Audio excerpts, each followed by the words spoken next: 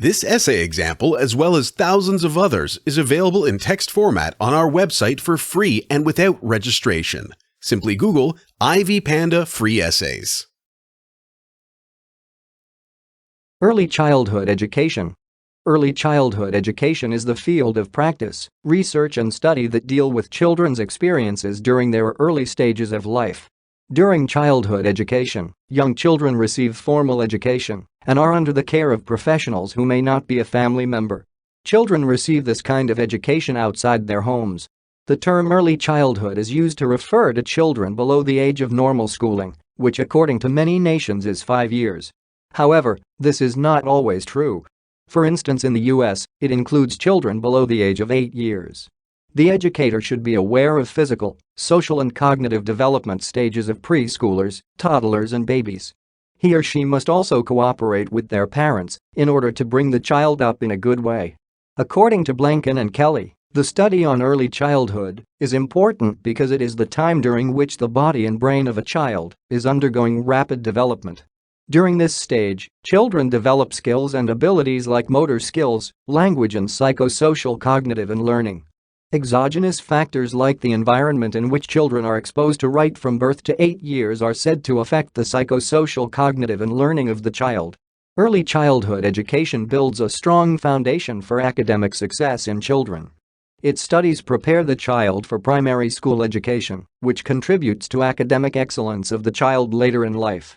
Studies have shown that readiness that children get from early childhood education has positive social and economic impacts during their adult life. Such children have limited chances of engaging in criminal behaviors, attain good results in schools which secure them good places in employment, the result of which is higher earnings. Based on the major role that childhood education plays, the content of this paper will emphasize on the topic. Historical development of early childhood education. The philosophy of early childhood education can be traced from the works of scholars like John Locke, Jean-Jacques Rousseau and John Amos Comenius. Sociologists like Jean Piaget, Erik Erikson and Sigmund Freud concentrated much on the developmental stages of children. The scholars approached the discipline in different ways, but they all held the belief that early childhood education played a major role in developing the interests and abilities of children as they grow up. The first and largest early childhood program was kindergarten, which was developed in the United States between 1782 and 1852 by Friedrich Froebel. The program was later on adopted in Europe and other countries.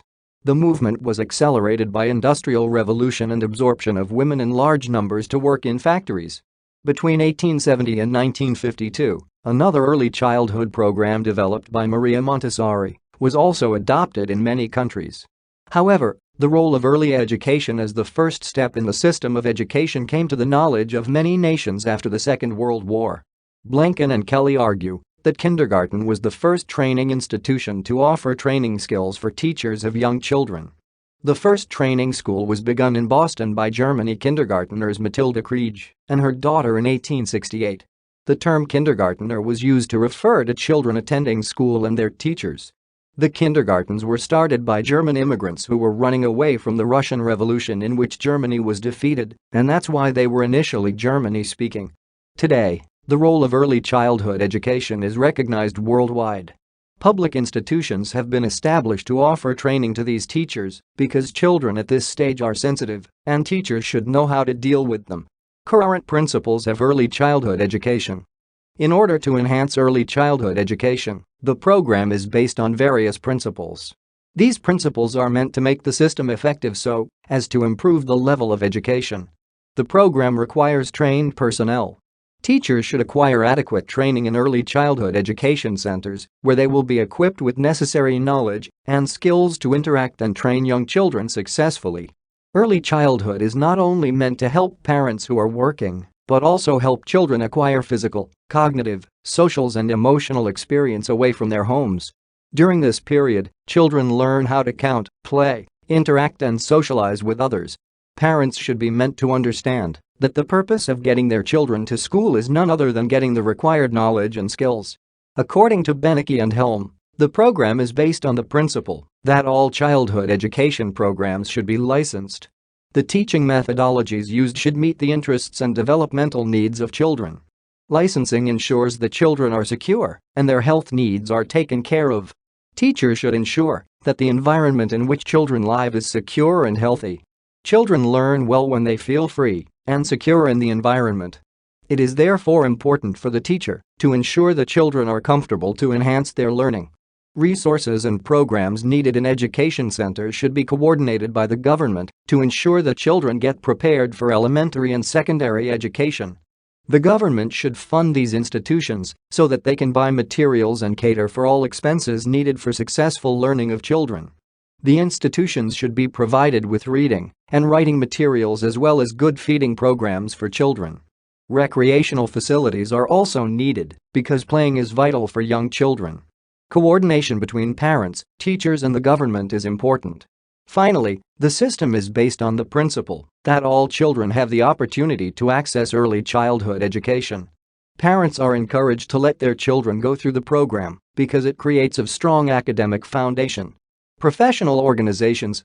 Intensive research has been conducted concerning early childhood education because of its importance. It is argued that if interference in the fundamental development of skills and abilities of a child occur during the early stages, this is likely to affect their learning potentiality in future, and the damage may be long-lasting. Various organizations have been established worldwide advocating the role played by early childhood education. Professional organizations support early childhood professionals by providing them with guidance and resources needed to better the education of young children. Examples of such organizations include the New York City Association for the Education of Young Children, World Organization for Early Childhood Education, and National Association for Childhood Education International, among others. World Organization for Early Childhood Education is a worldwide non-profit-making non-governmental organization operating in more than 60 countries. The organization includes parents, teachers, health officers, activists, researchers, social workers, and students.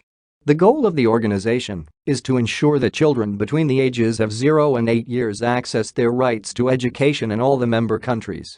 The New York City Association for the Education of Young Children advocates for and promotes the quality of education offered to children below the age of 8 years and their larger families, as well as enhancing their well-being by supporting professional development.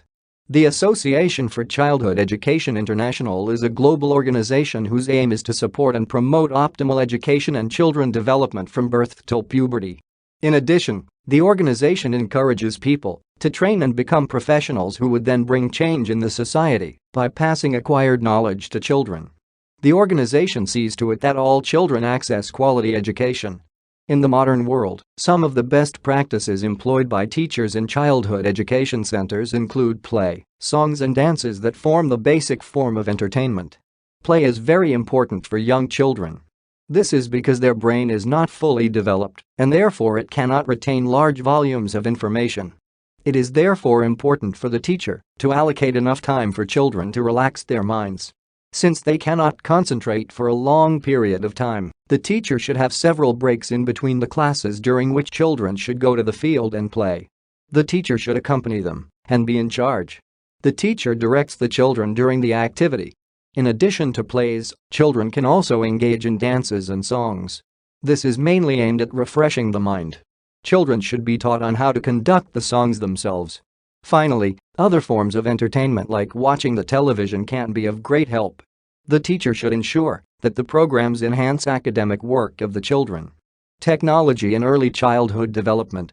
In the modern world, people are always striving to find solutions to their problems. Technology is a major problem-solving tool in education. Technology increases academic skills, reduces the number of school dropouts, and discourages racial discrimination in schools.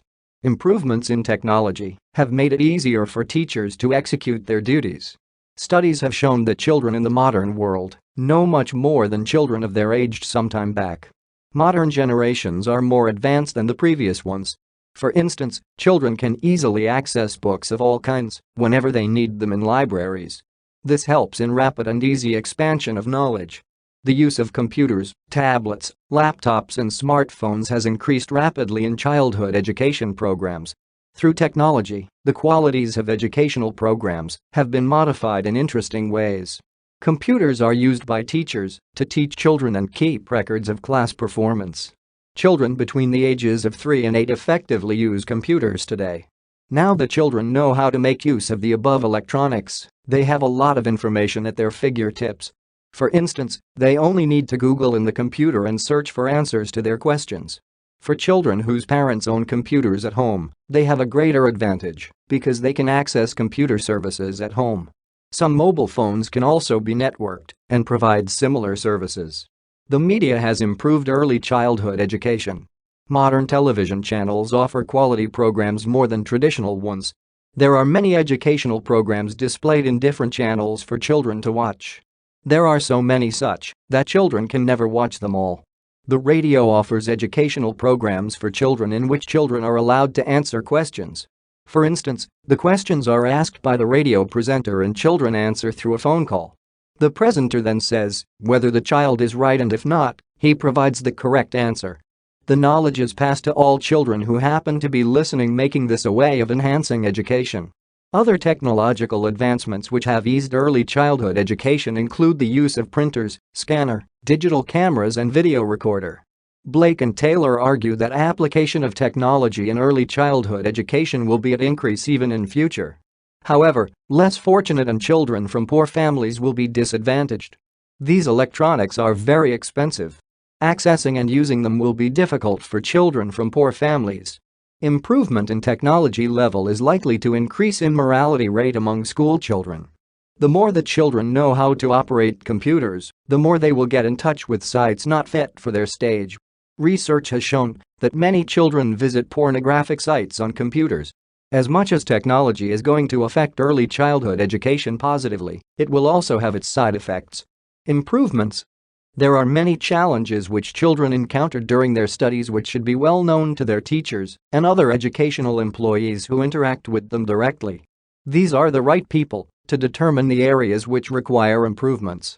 In order for children to learn well, physical, social, emotional and learning needs should be met.